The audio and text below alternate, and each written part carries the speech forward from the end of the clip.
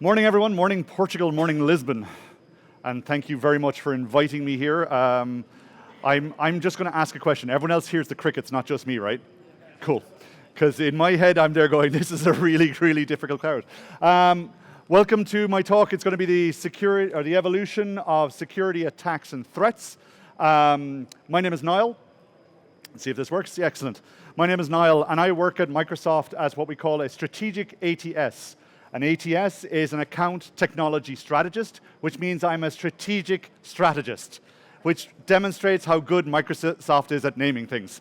What I do, I act as a virtual CTO from our account teams towards our customers. I work only with oil and gas and energy, and I work with one particular company in Norway.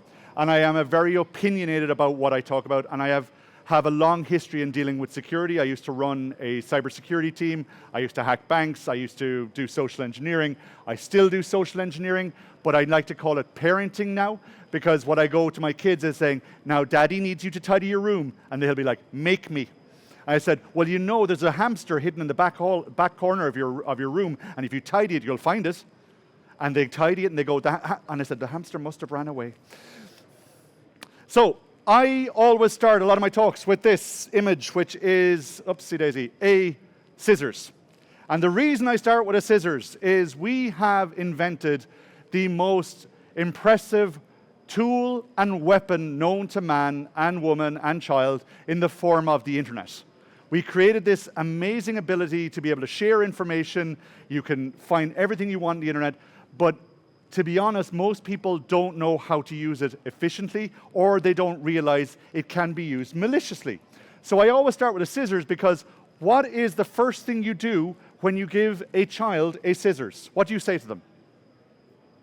The crickets are winning. Don't run with it. And why do we say don't run with it? Because you might fall and stab yourself in the head, right?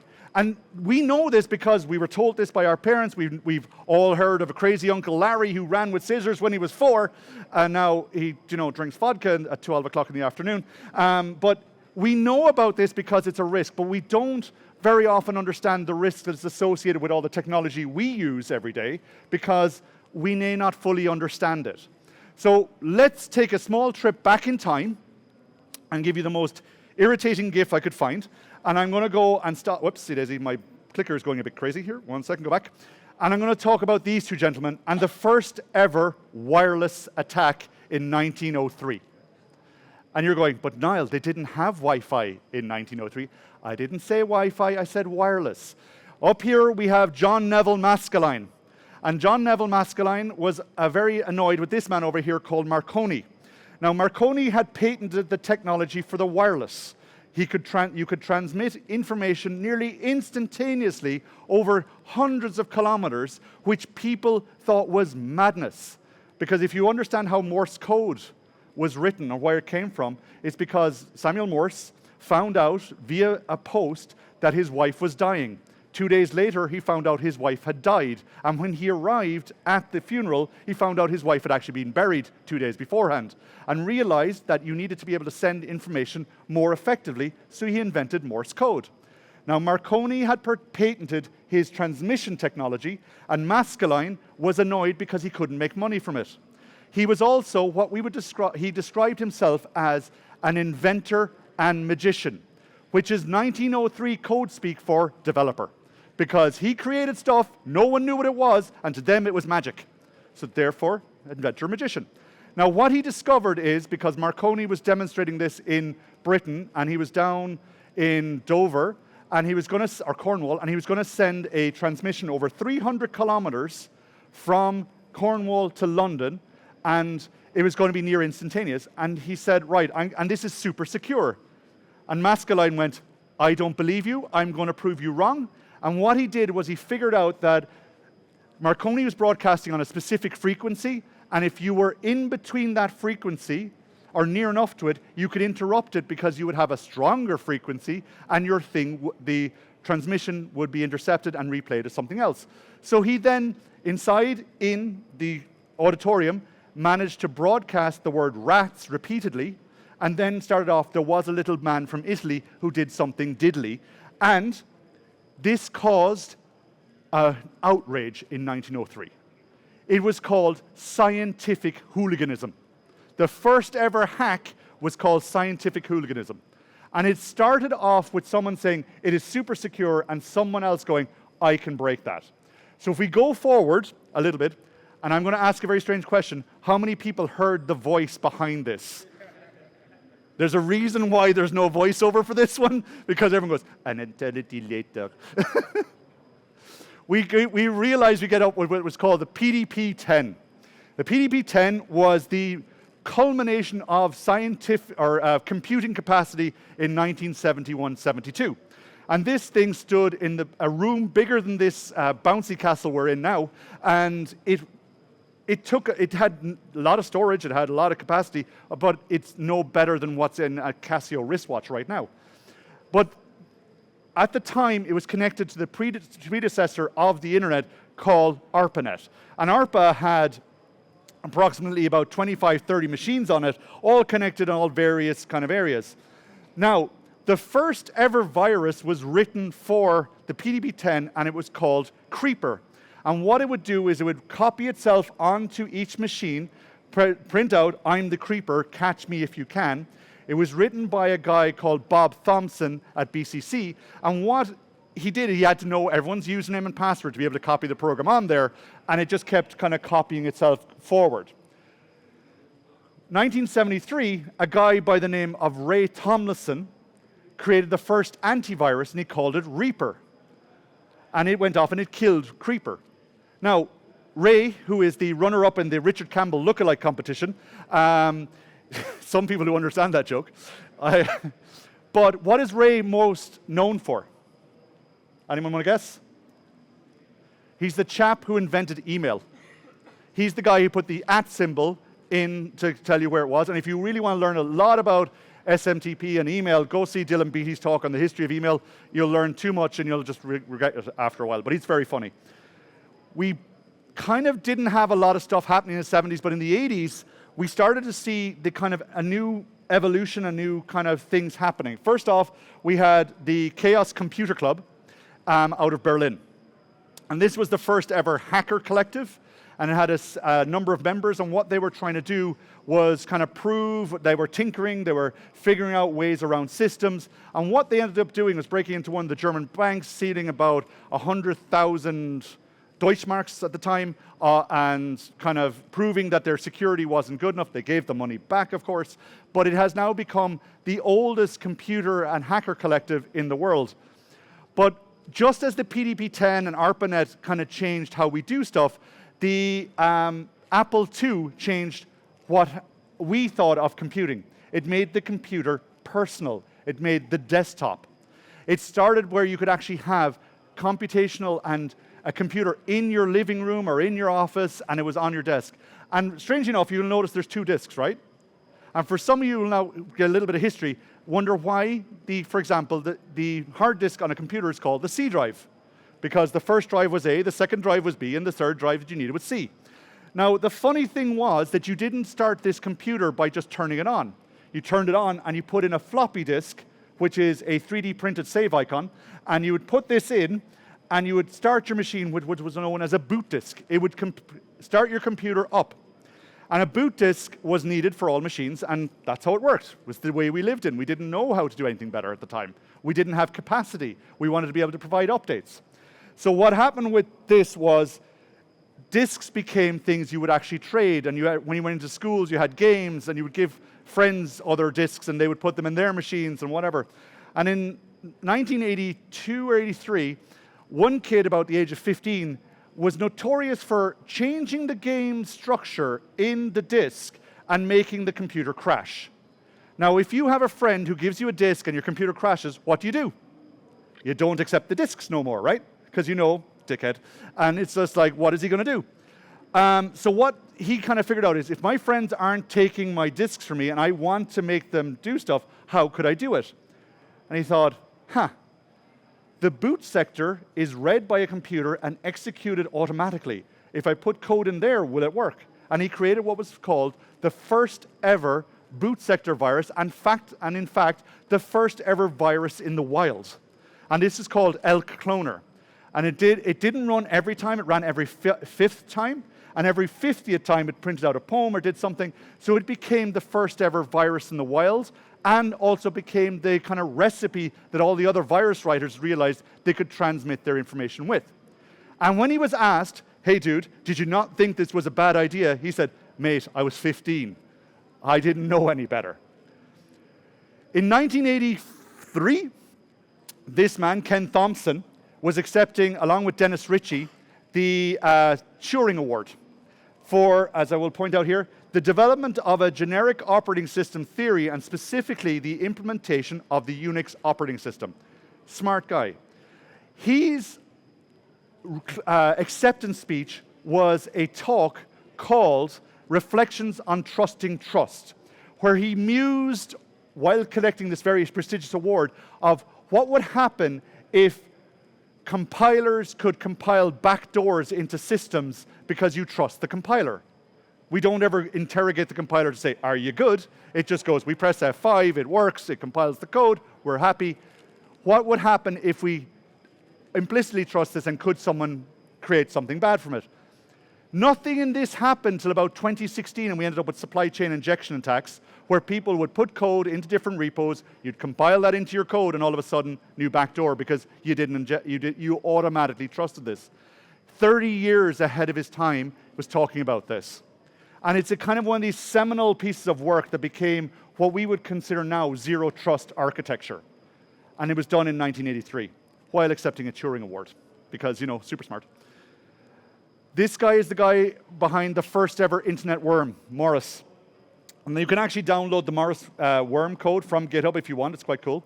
What it did was it exploited a bug in the debug mode of sendmail on Linux or Unix. It also had something to do with the network daemon fingerd. And what he did was, this guy was inside in Cornell University in the US. He created this thing, kind of idea that, could I make a program that transfers itself to another computer without interaction from a user? And we came what we call the first ever worm. Now, what happened was, his worm, because he kind of thought that administrators would probably just they'd return back false positives, because it would interrogate the system and say, hey, are you infected with me? And they would go, sure, why not? And it would go, okay, and continue on. He kind of said, I'm not going to believe that 14% of the time, and I'm going to automatically infect you as a machine. So over the course of, he went over to MIT, Massachusetts Institute of Technology, decided, because I'm from Cornell, if I release it from Cornell, that's going to look bad. But if I release it from MIT, it's going to look even worse for MIT. So he went over to MIT, shipped it out. It went very fast, very wide, and ended up costing, they say, $10 million in lost revenue just due to productivity. There was no malicious payload. It just kind of caused an uproar. He was the first ever person convicted on the Computer Fraud and Abuse Act in the United States. He got 3 years probation, a $10,000 fine or something, and had to serve out some community service, or 400 hours of community service. And his whole thing was, I did this to prove that stuff is not secure. So they kind of showed off that stuff wasn't done, but he defined a new paradigm, a new thing, which was the worm, the idea that something could actually transfer itself across without using boot disk, without whatever else. When we whip into the 90s, and this is where I started to feel old, because I remember seeing this in the cinema, and I thought, this, and you realize this is actually 30 years ago. It's kind of a bit odd. But we also started, we talked about the Chaos Computer Club, but we also see now Loft. And Loft was a hacker collective based out of Cambridge, Massachusetts, consisting of 7 hackers. And these 7 hackers were not your traditional kind of concept on hackers. They didn't do black hat work. What they did was they were the first ever kind of to say, hey, we found a bug, dear company, please go fix it, and started the idea of responsible disclosure. So that if something was found, you didn't really exploit it, you went off and told people how to fix it. The thing was that these folks all ended up testifying in front of the United States Congress when they said they could probably take down the US government computer system in 30 minutes. Now, what's really interesting is when they went to Congress, or when they went and testified in front of the US Senate, how it was introduced. And my sound guy will need to make sure we got sound for this one. Panel, if you'll gentleman would come forward. We're joined today by the 7 members of the Loft hacker think tank in Cambridge, Massachusetts. Due to the sensitivity of the work done at the Loft, they'll be using their hacker names of Mudge, Weld, Brian Oblivion, Kingpin, Space Rogue, Tan, and Stefan. What cracks me up about this is the same guy who goes, ladies and gentlemen, I hate to inform you that there has been a nuclear crisis in Cuba. You know, it's that kind of like southern drawl that, you know, there's nothing wrong, everything's fine, everything's just about to go boom. But it's just, I love the fact that they got away with saying, got a guy to come up and go Mudge. Now, it turns out Mudge ended up being the kind of special advisor to DARPA in 2015. But it's a real interesting thing that these, and they were considered, if you read the full testimony, they actually said, what you are doing here is a national service. The United States realized early on that this was going to be something they should be knowing about. We also saw in the 90s the first ever polymorphic virus, where viri before were signature-based. In other words, you would just identify based on a kind of a signature, and you'd say that was it. But now they said, we're going to have to try and bypass this antivirus. How would we do it? Because the kind of operation 6 plus 4 is the same as the operation 7 plus 3. And if you have different code accessing at different times, it doesn't look the same, so we can avoid antivirus. So they became the first ever one to do that, and by kind of changing how things worked. We also saw the first ever macro virus, and this is called Concept. And this accounted for about 50% of all virus infections in 1996. And it was just a proof of concept because when Microsoft released Office 95, they had the object model that went with it. They said, hey, someone went, hang on a second, if you're executing code in my Word docs, can I make it do stuff I'm not supposed to do? Yeah, we can. So this was it, the proof to prove a point. But in 97 or 98, we saw where someone went, hang on a second, how could I make this worse? And we started with Melissa. Now, if you're familiar with The Simpsons and you understand Quidgibo, great, because that's where the term came from. What Melissa was a guy in Orlando. He named this virus after a dancer he'd met in a strip club in Orlando and called it Melissa. And what it did was it read from your address book and then sent emails to the top 50 people in your address book with no payload. It just was causing effectively denial of service or straining machines out the door. But what it would do is it would read a registry key in Windows and say, Melissa by Quidgibo, and that's why that reference is there. And it didn't do anything, but it did set another idea for this idea of an email macro virus. And it was the first time we saw viruses or email viruses become into mainstream media. I remember working as an IT system administrator, and Melissa hit our company. And I had just been reading in the kind of whatever Hacker News or something, and this thing went wild. We were scrambling to pull out network cables, etc. And it really didn't do anything else other than you could just, once you knew this registry key existed, it could stop it. But it did show what could be done. We also saw what was going to be new for what we call hybrid war, because Tailored Access Operations Group in the US were a group assigned to cybersecurity where they would idea that we know how to intercept radio waves, we know how to intercept other types of transmissions. Can we do this for the internet as well? Because we're realizing the stuff is shifting. And Tailored Access Group was this idea that they would network tap into firewalls, into other systems, so they can interrogate and intercept. TAO will pop up again later on in about 2014. We talk a little bit about them, but I'm introducing them back now. As early as 1999, they were formed. Part of the NSA group, very kind of interesting, created a lot of interesting hacks that we would learn from. In 2000, anyone have a mini disc? Anyone miss their mini disc? I loved it. I traveled around Australia with one of those, and they're just really nice. I also remember I bought my first iPod. But to the 2000s is where we start to see a new generation of things happening. First off, 2003, Anonymous appeared. And it's kind of, for a lot of people, they didn't realize they're that old. They're back from that area, and what's even more interesting, they became the face of hacktivism. And Anonymous being the face of hacktivism is a weird, subtle joke, but hacktivism was this new idea that where hacking wasn't motivated by money or kind of other, it was motivated by political will, where people were saying, I want to break into this company because I believe they're doing wrong. I want to do something here because they've upset something. And it was a loose collection of people together that were just forming and reforming every time. We also saw the return of the worm.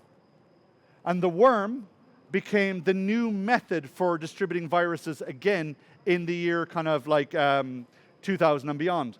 So first off, we talked about Melissa.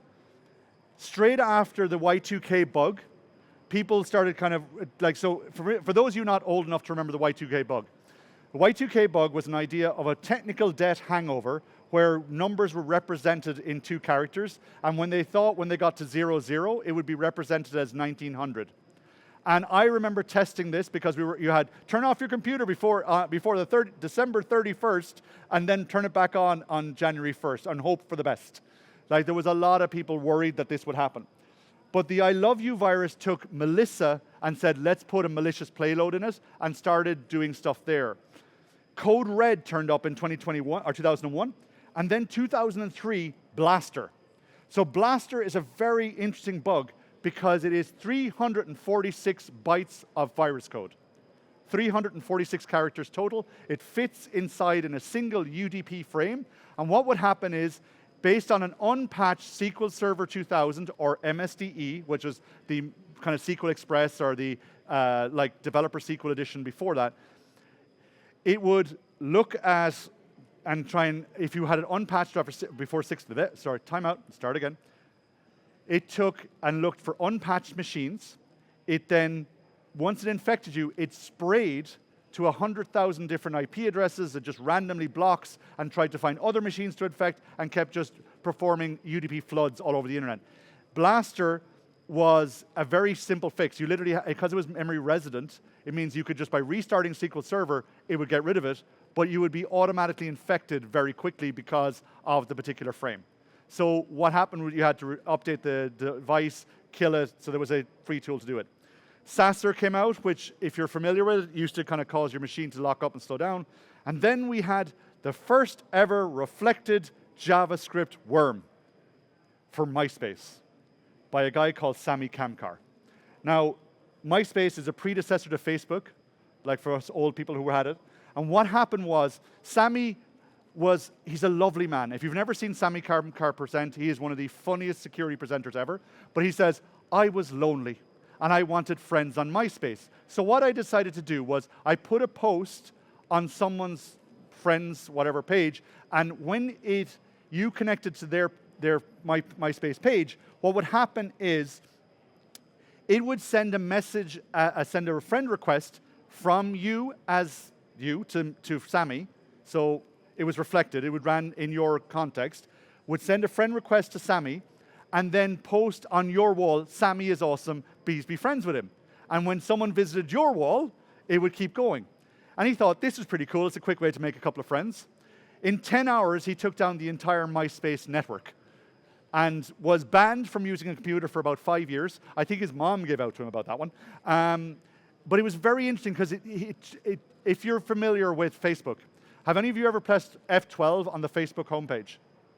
And you see in the developer tools, if someone tries to tell you you're inputting something in here, it's a scam. Because that's what we used to do as well. We used to have like these kind of impersonation attacks, etc., because we would use reflective JavaScript. So this worm was the first ever instance of it. And then we had Conficker in 2008. But Conficker took something different, and I have to kind of explain first about botnets.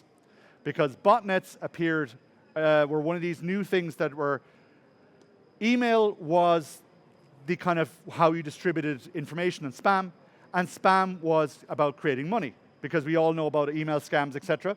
So what happened was,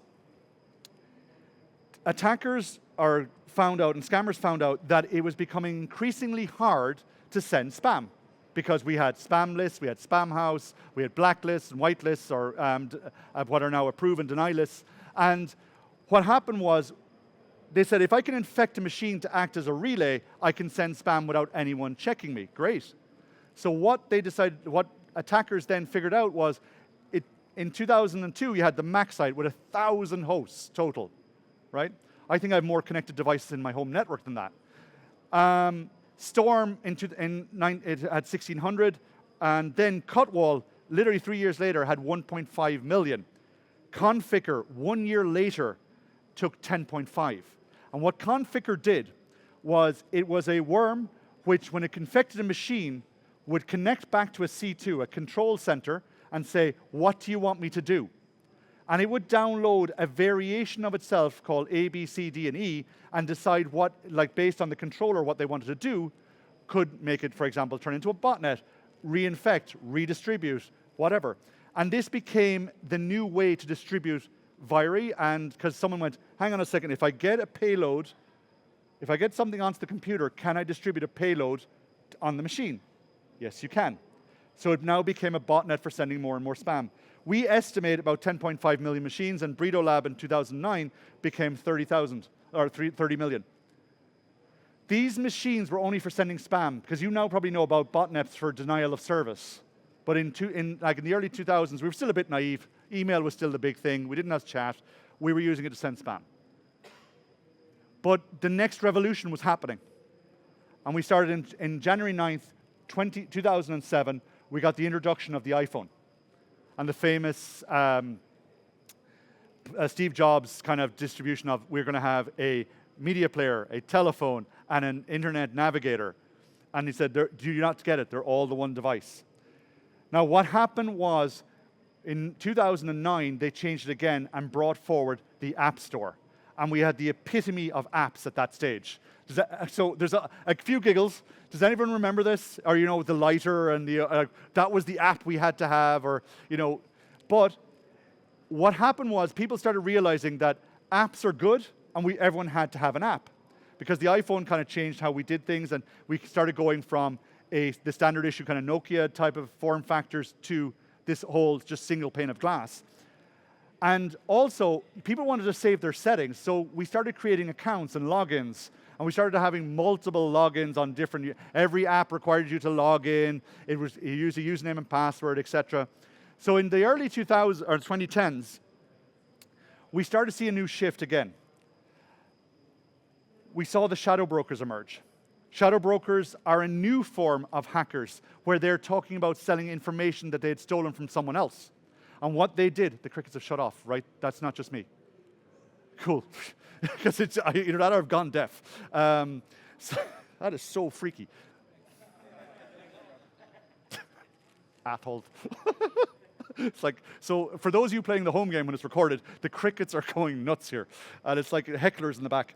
So the shadow brokers are a group. What they were doing was trading in information. They were finding new bugs and then selling them to the different bidders as needed, very often to nation states and higher ups.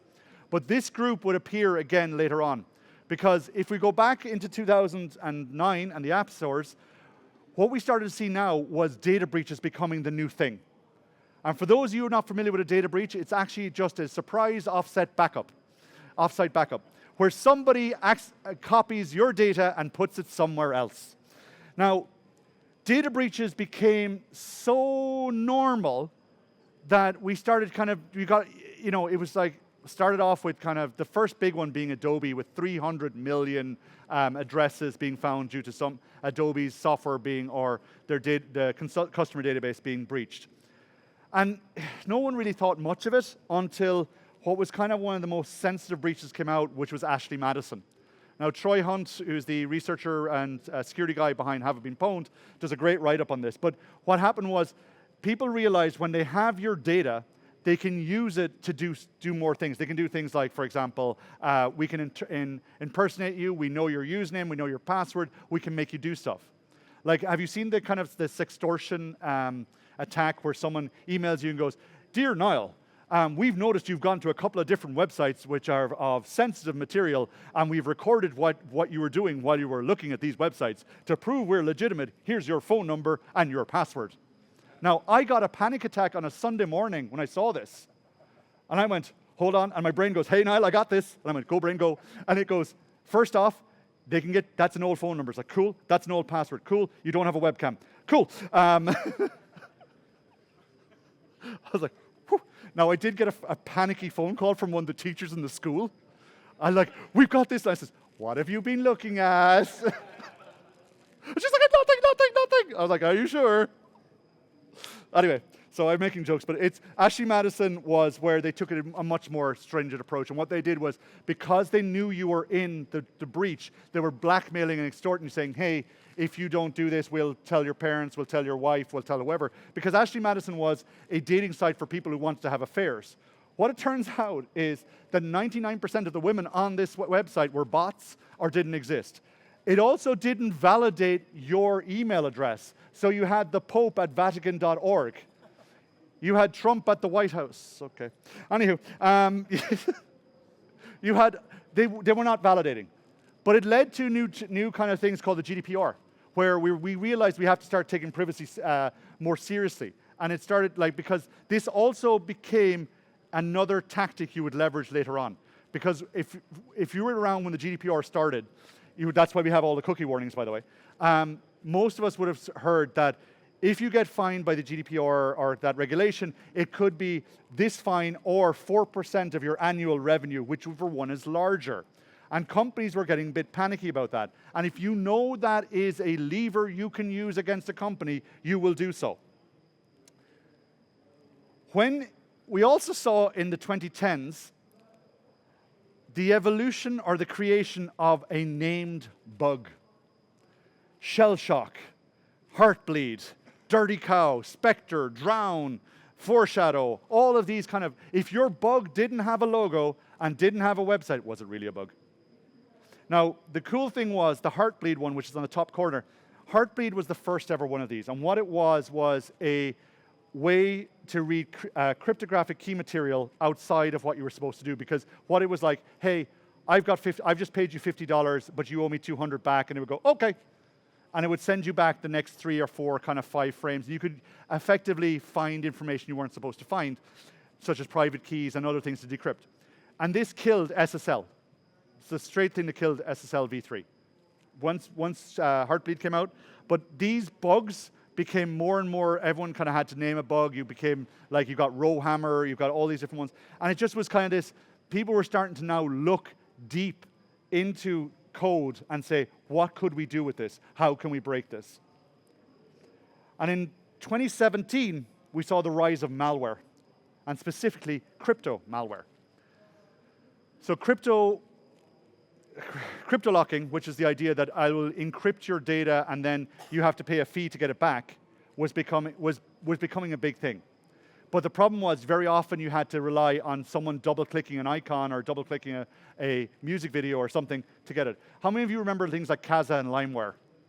And getting, like, what was it? LinkinPark.exe. That's such a good album, right? Double-click, machine wiped. But that was the thing, and people got wise to this, so they didn't double-click stuff on the internet. But what someone thought was, what if I bundled it together with a worm that I could make this work? And that's what happened with WannaCry. So if we go back to our lovely friends, the Shadow Brokers, they released this bug called Eternal Blue, which was originally found by the Tailored Access Operations Group, TAO. Eternal Blue was a bug in SMB v1. So an old version of the small messaging bus system for Microsoft. And what it did was it allowed full remote exec. So you just send a specific frame and command, and the computer would run your piece of code. And it came out a month before this thing happened, and someone bundled it together with crypto locking technology and made this crypto locking worm that literally spread across the internet from, I think, was it June 7th or maybe May 7th at 7:04 UTC. Like, if you read the write-up, it sounds like the Terminator when Skynet became sentient. It literally says it became on board and launched nuclear missiles. This is what happened. It went across from what they believe was North Korea at the time. They think it came from them, and then it spread. A researcher by the name of Marcus Hutchins analyzed the malware and discovered that it had a sinkhole. What would happen was, if it tried to ping a certain really random URL.com and it found it, it said, hi, I'm in a sandbox I shouldn't execute because I don't want to expose what I'm doing. And so he registered that domain, and all of a sudden the attack stopped. Now, what was very interesting is how quickly this spread, because it was an unpatched vulnerability that people didn't really know about. And the thing was, if you were up to date, you were kind of good.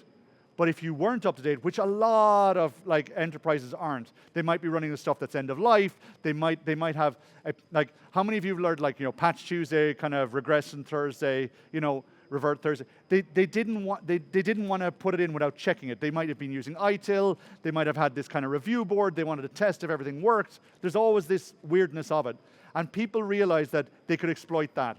The same thing happened with NotPetya. Same kind of thing. It was a Ukrainian backdoor that was introduced in a particular Ukrainian accounting software, which then spread as well using a similar type of technology. These attacks were taking, I've got worming technology, I've got crypto locking, how can I bundle these together and do stuff with it? Now, in 2020, I couldn't find a funny GIF for it because it's still in random terms, but like 2020s and later, the last 5 years, we of course had COVID, we have the Ukrainian conflict, and we had LLMs kind of turning up. But someone took it and decided to go with the idea of how could I do multi-stage or multi-variant kind of attacks using existing technology. And what they started doing was the idea that it was 2 or 3 levels versions of extortion.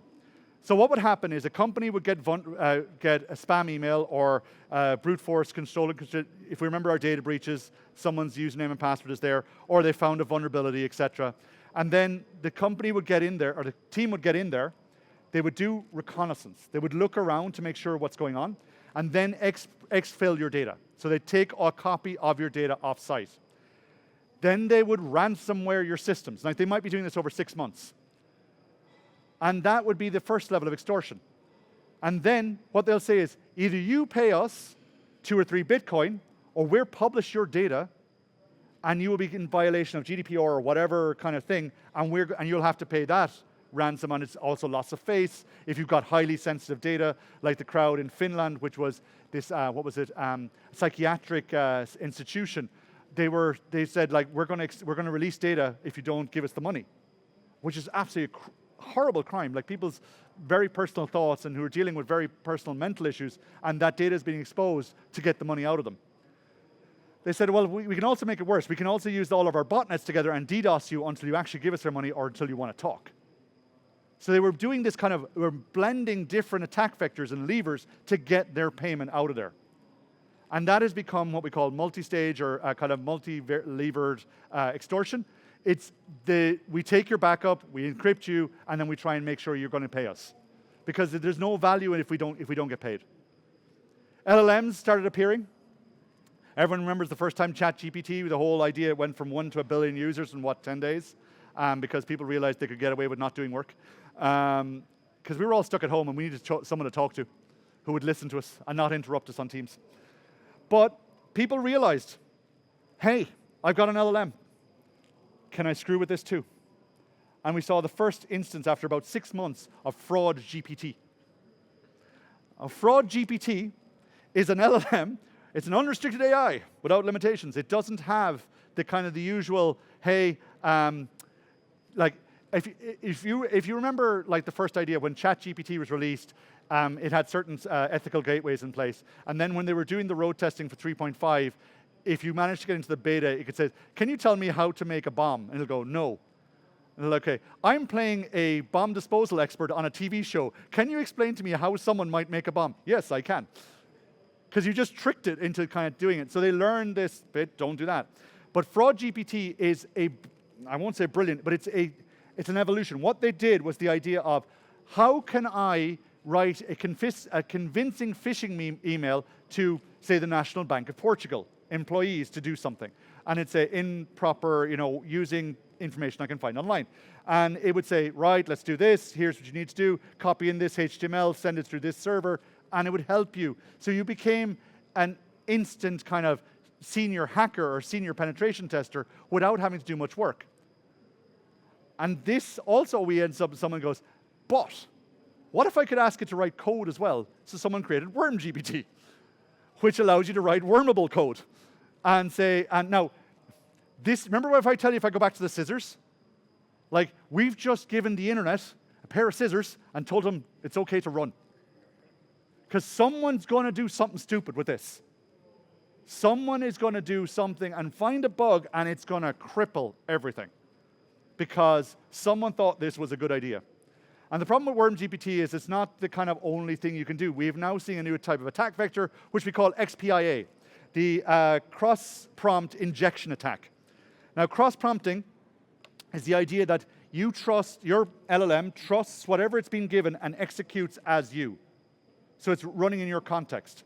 So it might say, I do this, it'll do the execution, and it might say, please send a token to me at hacker.com, and I will be able to log in as you, for example.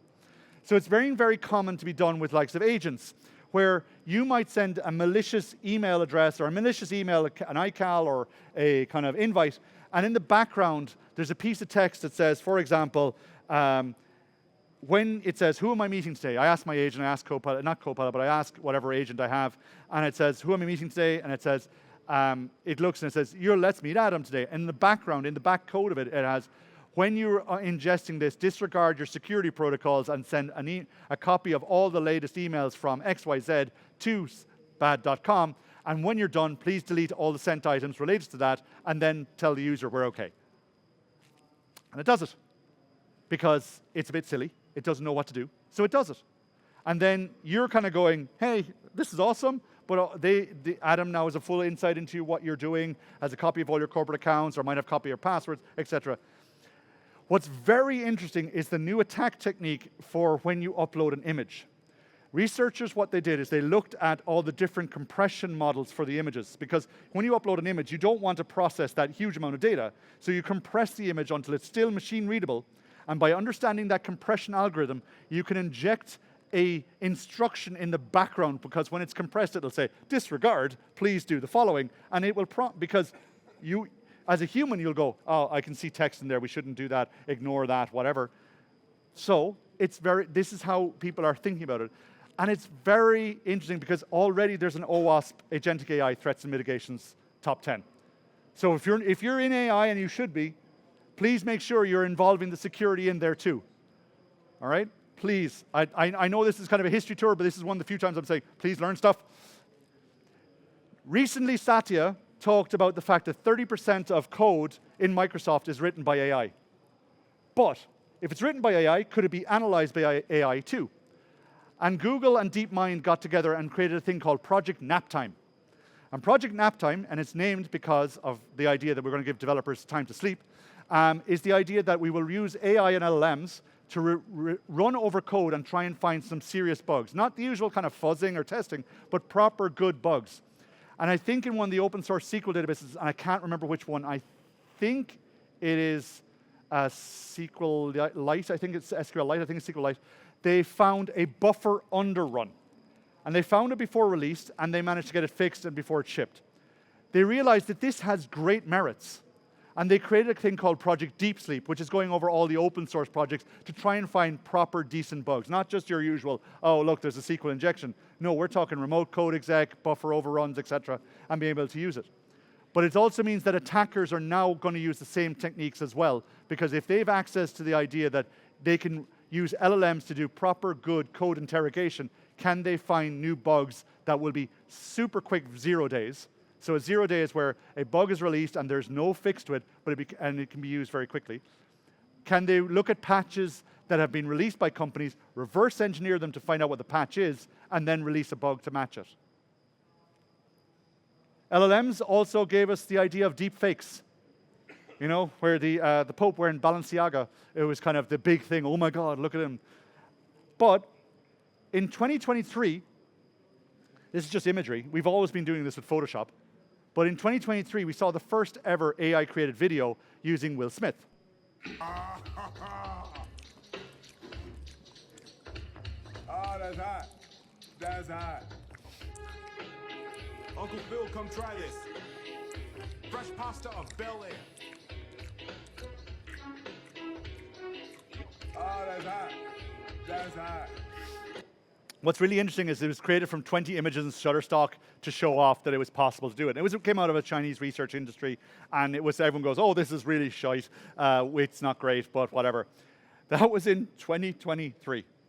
18 months later, on Norwegian social media, the following video turns up, and it is all the people that are in this is all the politicians in Norway. That's Jens Stoltenberg, head of NATO.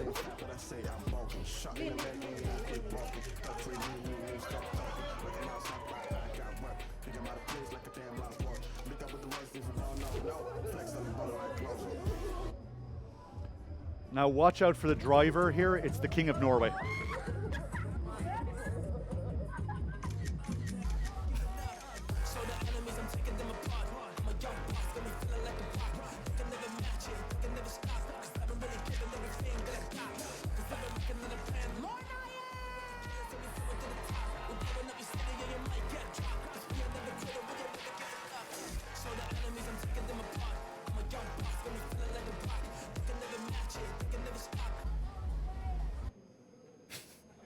That's the Prime Minister of Norway, which is quite. It's a different it has the. So it's like, Anywho, so this went out in Norwegian media and everyone was holy crap, but like it's a pre-recorded video. There's nothing good unless it's been done in real time, right? As you can see, I'm currently participating in a Zoom call. But what if I tell you that I'm actually not in front of the camera right now? And this is an AI-generated live stream that moves in sync with my voice. Pickle generates real-time video of talking to you based on your audio inputs, which can be streamed directly to Zoom. So this is just an example of a $20 a month service that you can use. I show this to execs and they say, I can be playing golf and look like I'm in a business meeting. I said, yes, you can. Or, like, people will now be using proper good deep fakes. Like, and this came out recently, I think, as in the last 3 or 4 weeks, where it's just an example of what can be done with Hugging Face and a new LLM or a new model out of China's, and I can't remember what it's called, but on a standard issue GeForce 5080.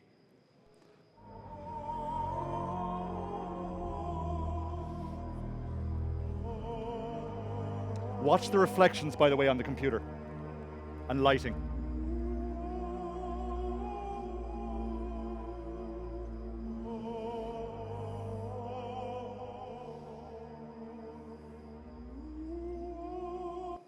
That's done on a home computer in real time using standard issue software.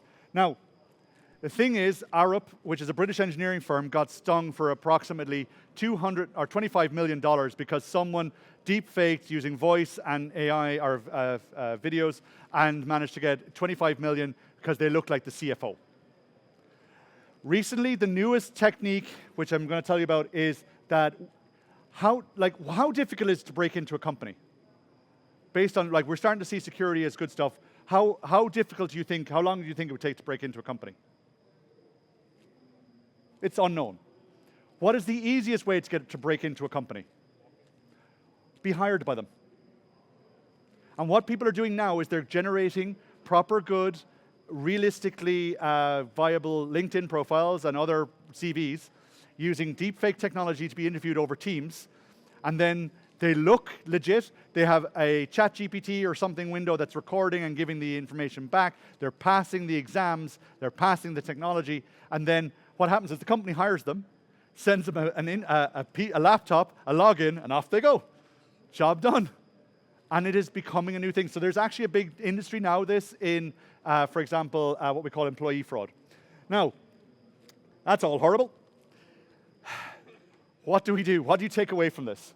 Well, first off, we need to kind of look back and look at the technologies and the things we've done before and make sure we kind of realize the older you are, the more experience you have, but sometimes some of the new things happen and our new technologies come up and people go, oh, what can we do with it? A very good example of this is my son. At 6 years old, he turns around to me and he's got, the light bulb has gone off in his head and he has had the most life-changing idea. And he goes, Papa, and I went, what? And he goes, why don't we put phones on the wall so we can always find them? And I looked at him and went, you know what? You're a very smart man. And to him, because he'd never seen a house phone. They didn't exist. Everyone has a mobile. Why would someone have a physical device attached to a house that they could ring on? And to him, it was mind-bending that this was new. And to me, I'm like, that's what we stopped. But we have learned over time that we need to kind of keep doing stuff. We need to look at things, research, go behind, go check what's happened before. But in this era of AI, And in this kind of like year of slogans and whatever, the human is still super important. AKA, you as the developer, you as the user, you as the consumer of this technology need to understand your role. You can't blindly use AI. You need to also understand that, what am I doing? How am I working with this? Am I running with scissors? A little bit of this. Like Microsoft has the 6 pillars of responsible AI for a reason. So we can coordinate and make sure we are delivering proper, good AI with ethical, moral standards. If you take those away, a lot of stuff goes a bit mad. But the human is still very important. And it cannot be underestimated how we also need to train ourselves in this, with these new technologies. As we've learned, when new technology is introduced, we kind of accelerate and we get quicker at it, and then we realize, hey, the S in this particular technology, it stands for security, and they go, there's no S in this. It's like, remember the old expression, the S in IoT stands for security? The S in MCP stands for security. You know, how do we make sure it works? Attackers share tools. Attackers will put out new tooling all the time. Someone asked me about before, he says, defenders need to be right 100% of the time, attackers need to be right just once. And attackers will share tools all the time and make things work. So defenders need to share knowledge. We need to share when you do something and you say, hey, this has made my life easier, put it out there, or read research papers, read code, read vulnerabilities, whatever, learn this. It's a difficult part of our craft. It's a difficult part we have to do, but it's an important part we need to make sure we understand. And finally, we need to look and make sure, could this be abused? Could this be bypassed? Could I figure a way around this? Now, if you're a bit colorblind, or if you're a bit like me and it took me a minute to figure out what's happening, there's nothing around the gate. But it's very important. And sometimes we are in our rush to build cool stuff, we will forget that maybe this could be abused, maybe they could do something else, etc. But I do want to make sure that you understand. You, as the generation you're in, or the next generation of developers and technologists, have the opportunity to kind of make sure and we secure stuff better. We have got some of the best tools in the world to make our job easier. Let's use them to make our technology more secure, more usable. Let's make sure that our folks don't accidentally stab themselves with scissors. Make sure that our technology goes off and keeps people safe. And with that, ladies and gentlemen, thank you so much for listening, and I hope you have a fantastic rest of Azure Dev Summit. If there are any questions, I'll be here, and I'll be around. We're knocking around. There's a whole system there for giving feedback. If you liked me, I'm Irish, I deserve green. If you don't like me, or didn't like my talk, and it's yellow, if you do put in a yellow and a red, come find me and tell me what didn't work. I love to hear feedback. I appreciate it may not have liked everything, but let's try and make it all better for the rest of us. And now I believe it's lunchtime, so knock on. Thank you so much.